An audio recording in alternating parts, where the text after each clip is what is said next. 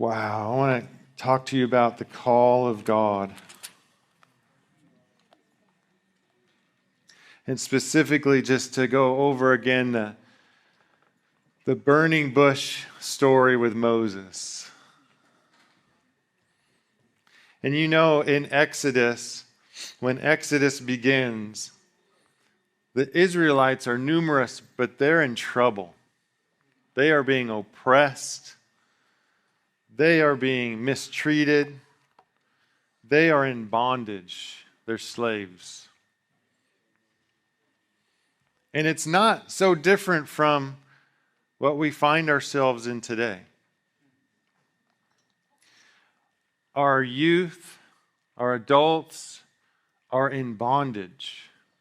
And it's not the same kind of bondage. It's not maybe a physical bondage, but a mental bondage, an emotional bondage, a bondage of deception.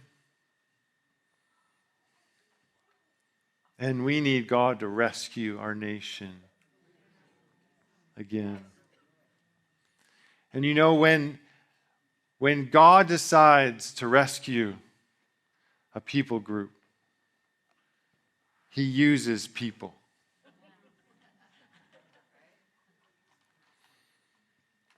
And when Israel was in slavery, God thought, I need something here.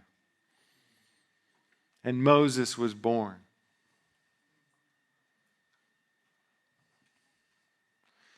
But he planned, he's such a good administrator. He knew this time was coming. And it's okay, he thought ahead. You were born. Because it's not going to be one deliverer. This time it's going to be many. Many that God is calling. And I want to talk about the call of God. But I believe it's just going to be an activation this morning. Because I feel like it's in the air. Like the call of God is going out.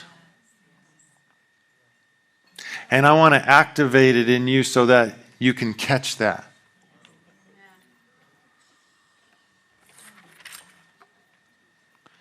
So Moses in Exodus 3 says, Moses was pasturing the flock of Jethro, his father-in-law, the priest of Midian, and he led the flock to the west side of the wilderness and came to Horeb, the mountain of God.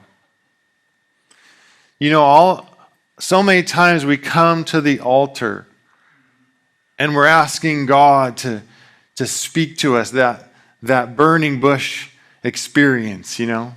What do you want me to do? Here am I, Lord, send me. But every time I look in the stories of the call of God, they're usually just doing something, you know, menial. David, right? Moses, even Joseph. And so you never know when the call of God is going to hit you. Don't worry, God has your address. And it's not like you missed it. It's not like you're going to miss it. When God calls someone, you have to basically say, no, God. You know what I'm saying? You'll know when God is calling you. So here he is. He's being a shepherd, kind of like David, out in the wilderness, just being faithful, doing his thing. He had thought early on that he would be the deliverer. He did. And so he thought, because he saw someone in trouble and he stepped in and ended up killing that person. And then he tried to help with a quarrel between brothers. And he thought, he was thinking, perhaps this is the time my people will see that God wants to deliver them. And he became a fugitive. And he left. He'd been in the wilderness for 40 years. He probably thought, I'm washed up. My chance was over. I messed it up. And then he's shepherding the sheep. And the angel of the Lord appeared to him in a blazing fire from the midst of a bush. And he looked, and behold, the bush was burning with fire, yet the bush was not consumed. It was a sign. So Moses said, I must turn aside now and see this marvelous sight, why the bush is not being burned up. When you get a call of God, when God begins to speak to you, the most important thing that you can do is turn aside. You know that word turn aside, you know what it means? It means to ignore something. So he had a task he was doing, right? He had to physically ignore or turn his back on the task that he was doing. And he turned aside to go investigate. When you feel the littlest nudge or something that's a sign is like when you say, well, that's unusual, right? I've been seeing that number over and over and over this week. That's unusual. That person, 3 people told me the same thing this month. That's unusual, right? I had a weird dream right before my alarm clock went off. That's unusual. So when you say that's unusual, it's usually a sign. And what happens is when you lean into God, when you turn aside from your regular duties to investigate, that's when you meet God. So it's very important when you're getting this nudge to turn aside. When the Lord saw that he turned aside, God called to him from the midst of the bush. It wasn't until God saw that he turned aside. He said, Moses, Moses. Moses said, here I am.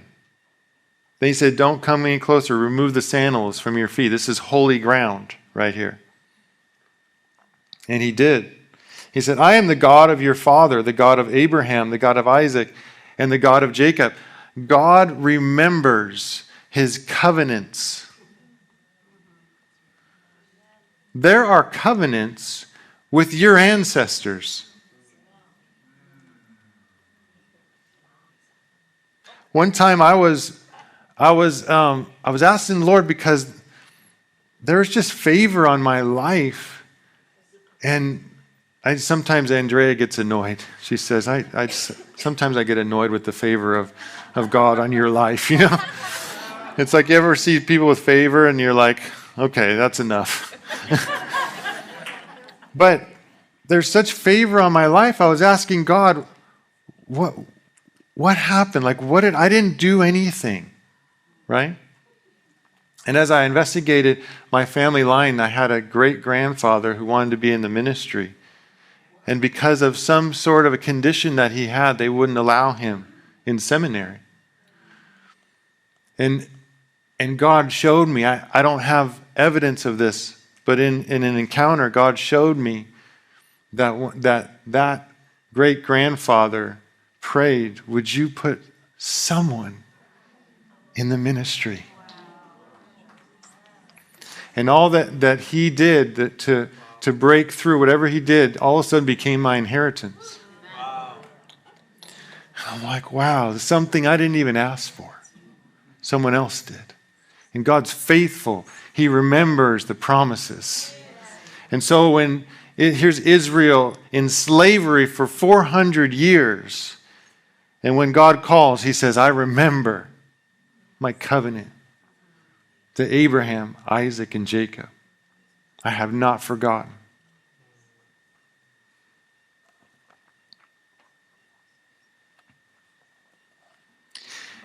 And it said, Moses hid his face, for he was afraid to look at God. And the Lord said, I have surely seen the affliction of my people who are in Egypt, and have given heed to their cry because of their taskmasters, for I am aware of their sufferings. So I have come down. All this is I. God saying I am aware. Verse 8, I have come down to deliver them. That's good news from the power of the Egyptians. And the verse that's been quoted so much over the last decade is 2 Corinthians 7:14. If my people will pray and humble themselves. And we have been praying. And God has been hearing from heaven. And he's been seeing, and he's coming down. He says, I have come down to deliver them from the power of the Egyptians, to bring them up from the land to a good and spacious land, to a land flowing with milk and honey, to the place of the Canaanite and the Hittite and the Amorite and the Perizzite and the Hivite and the Jebusite. I love it when he says a land of milk and honey. Because what it speaks to me is the milk represents the needs. The honey represents dessert. God wants to give the needs and also the blessings. That's kind of a God he is. He meets your needs and then gives you more. Right, Dale? Abundance. So much so that now you can be a blessing and be like God and just pour out on other people, which brings so much joy. A land of milk and honey. Now behold, the cry of the sons of Israel has come to me. Furthermore, I have seen the oppression with which the Egyptians are oppressing them. He says, I'm going to do it. Then verse 10, he drops a bomb on Moses. He says, therefore, come now, and I will send you. I'm going to come down and deliver my people. Great, that sounds wonderful. Now come now, I'm going to send you. Wait a minute. What? And he's speaking to you right now. You were born for such a time as this. He says, I'm going to deliver my people. So come, I'm going to send you. May there be a yes in our spirits. And I will send you to Pharaoh so that you may bring my people, the sons of Israel, out of Egypt. But Moses said to God, who am I that I should go to Pharaoh and that I should bring the sons of Israel out of Egypt? And he said, certainly I will be with you. And he doesn't even answer. Certainly I will be with you. That's the answer. I'm not talking about you, Moses. I'm talking about me. I will be with you. And when I'm with you, there's victory. I will be with you. Isn't that the same language Jesus said? The Great Commission, Matthew 28. Lo, I will be with you to the end of the age. That makes the difference. And this shall be the sign to you that it is I who have sent you. When you have brought the people out of Egypt, you shall worship God at this mountain. But God, I want a sign now, not after. Did you get that? He says, you'll know, because after that whole ordeal, you'll be back here at this mountain. No. I want a sign now, not after. And we give fleeces, and we ask for confirmations, and we check our bank accounts, and we talk to people about, and there's so much sometimes that we do to feel comfortable. I guarantee you, Moses did not feel comfortable. I don't think that was God's concern, whether Moses felt comfortable or not. But God, who am I? You may be asking. You may feel that. Who am I? I'll be with you. The question is never who you are. The question is who God is. It's His ability. His ability. When you step out into something He's calling you to do,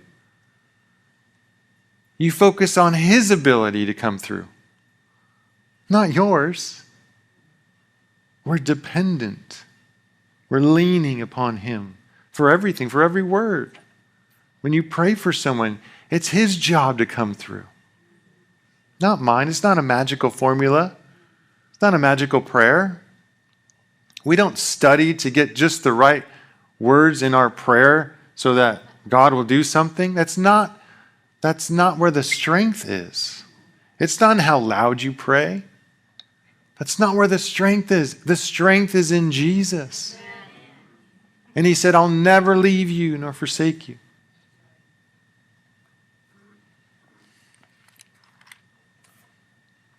Then in chapter 4, Moses says, what if they will not believe me or listen to what I say?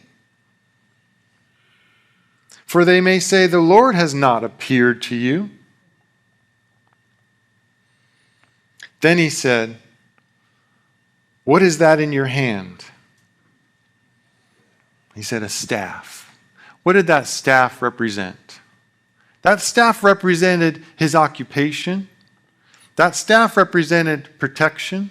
I'm sure he leaned on that staff and used it to climb mountains. But it was something that was in his hand already. There's something in your hand already that God's going to use. We're not waiting to get something. Okay, I need to be equipped. You're equipped. But what's in your hand? What are you doing currently? Because the shepherding thing was what God used, that skill of 40 years developing that skill.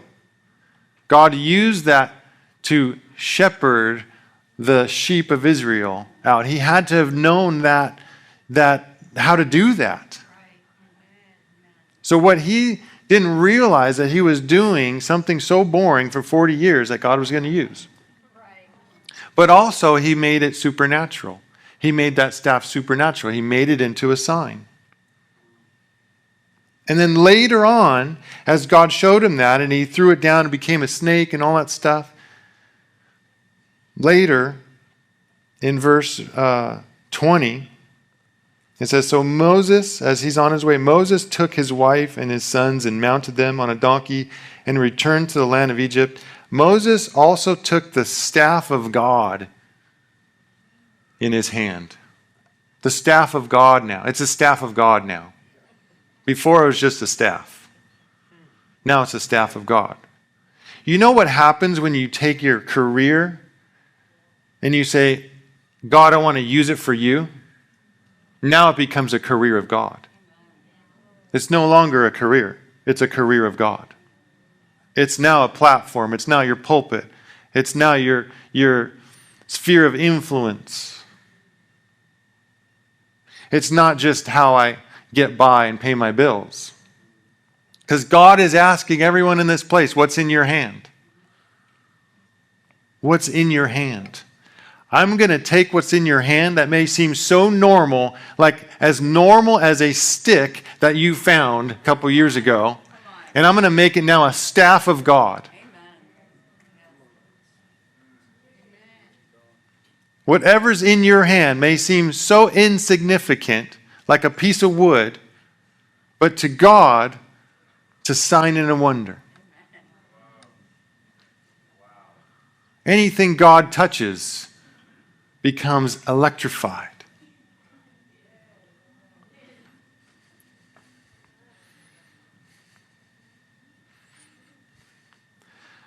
I'm just praying. Actually, you know what? I just am feeling like you guys are going to have encounters and God's going to call you. There's an overall plan of God going on, and we're seeing it. But there's individual calls that make up that whole puzzle. There's individual pieces that make up the puzzle. And so God wants America to be saved. And we all agree that that needs to happen. That's the only thing that will turn this country around. But we say it's too big. No, it's not. Not for God. We have to just start kickstarting that faith muscle. You know? Like a lawnmower. You know, it hasn't been running for a while. We got to get that thing going. Start dreaming again. One person at a time. And we have an army here. And I know that God is going to speak to each one of you about your call. And it may be just, a one moment call. Go speak to that person. Or it may be a 10-year call. Or it may be unfolding as we go. But I believe God is releasing it right now. That you guys are going to have a burning bush experience. And as you lean into that thing, like I can remember when God called me to the ministry, I can remember the exact spot. I can see the concrete, the worn concrete on the floor right in that place where God called me. And I was minding my own business. I was going from class to class. I was at Biola. I was getting my degrees. My last semester, I was getting my degree in graphic design. And I'm walking from class to class, and I felt the presence of the Lord, and I stopped. And all he said was, I want you to teach. I remember that call. And what did I do? How do I steward that call? First I said, God, I'm about to graduate as a graphic designer. You could have told me this a couple years ago.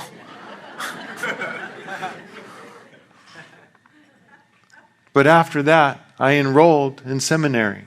I started sowing into that call. I didn't know when it was going to happen. I just knew it was God.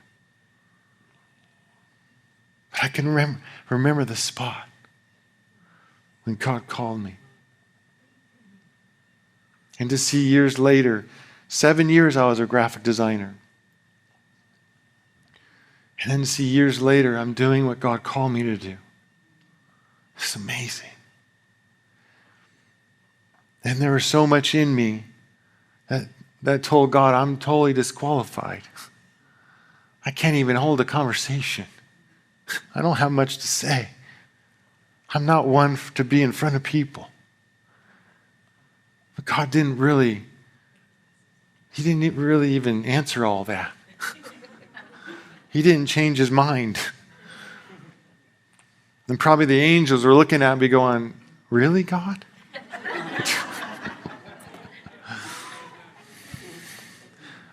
But God is going to call you. There may be a direction that you're going, and the call of God is going to hit your life. And you may say, really?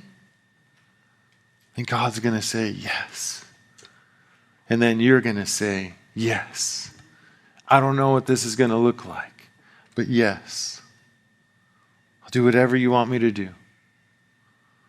Because the call of God is coming to your life. So God, even before your call comes, we want to develop a yes in our spirit. We want to attract your call.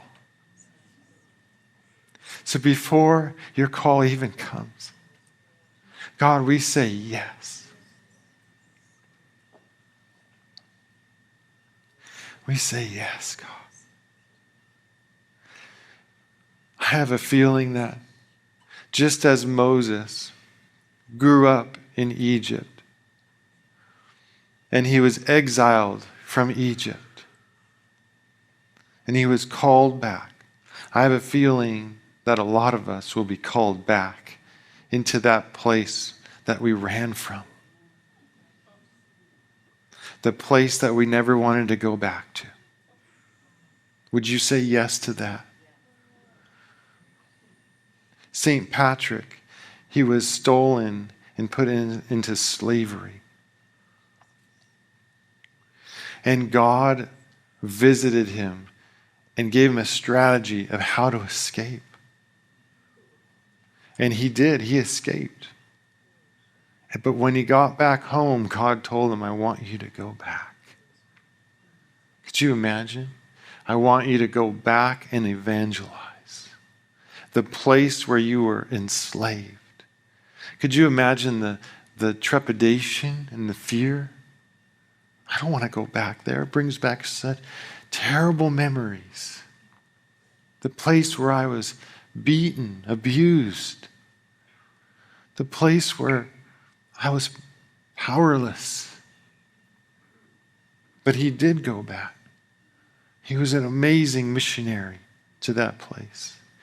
And God may be asking you to go back into a place, and it may not be a physical place. It may be a place where you are tormented. But God wants you to know you're not that person anymore. You are not that person anymore. And when God brings you back, it's going to be a whole different experience because he's going to be with you. And all these 40 years, it may seem like 40 years of like, what am I doing? God has been taking Egypt out of you so you can go back to Egypt completely different.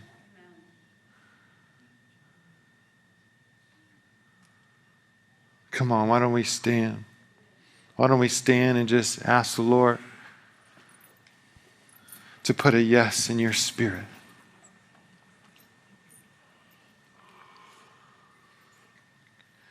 Because the call of God is going out. And you're going to be walking from class to class. You're going to be walking from job to car. You're going to be walking, you're going to be waking up in the morning, and the call of God is going to hit you. And we're all going to be ready to say yes. And you may feel like, oh, I'm doing what God's called me to do. But I have a feeling God's going to change direction. He's going to shift things. He's going to say, what you've been good at, I want to take you out and put you in a place where you have to lean on me again. It's amazing that Paul was so versed in Hebrew, the Hebrew scriptures, and God called him to the Gentiles. And Peter, who thought he couldn't even read and write, was called to the Jews.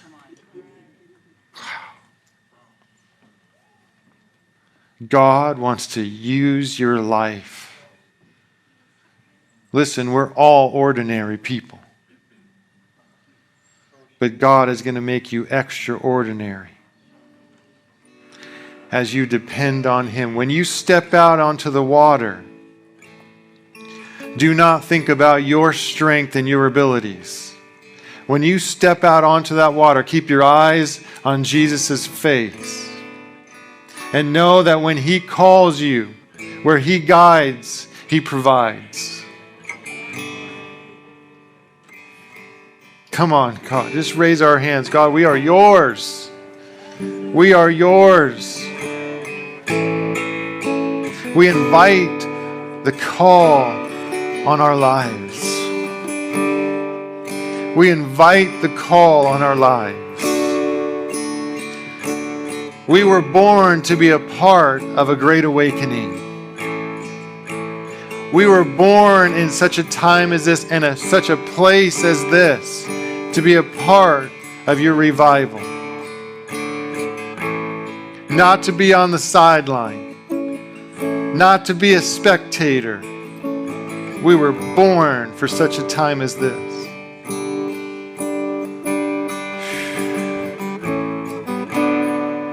Lay your expectations at the altar.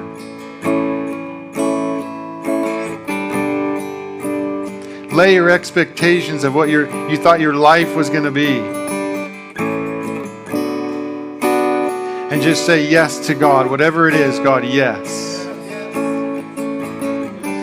Because a life obedient to God is way more exciting than whatever you had planned. Come on. God, we love you. We love you. We love you. We follow you. We follow you. It's just as if in the New Testament, when the fishermen were doing their thing and Jesus walked up to them. I want you to picture Jesus walking up to you while you're doing your thing and looking at you right in the eye and saying, follow me. Leave your nets and follow me. Because what's in your hand, I'm going to turn it around. I'm going to make you fishers of men. You're going to cast spiritual nets out.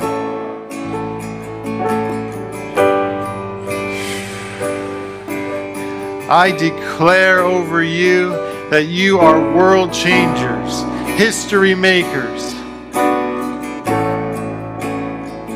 And we're going to see amazing things in our lifetime. We're going to see amazing things.